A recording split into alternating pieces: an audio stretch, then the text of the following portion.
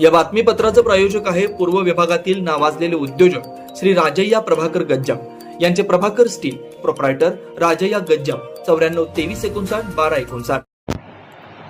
वेटोळ घेऊन दंश करतो अत्यंत लाजाळू आणि मांजरासारखे डोळे।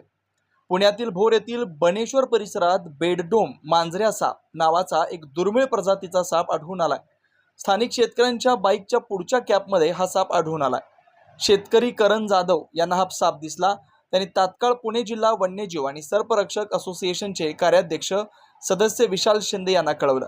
शिंदे यांच्या नेतृत्वाखाली सर्प बचाव पथक सापाला पकडण्यासाठी साप आढळला त्या ठिकाणी पाठवण्यात आलं। सापाला सुरक्षितपणे पकडून वनक्षेत्रातील त्याच्या अधिवासात परत सोडण्यात आलंय। बोयगा बेडडोमी, ज्याला बेडडोमचा मांजर साप म्हणून ओळखलं जातं, झाडांवर राहणारा हा साप सौम्य विषारी असतो, तसेच रात्री सक्रिय असतो।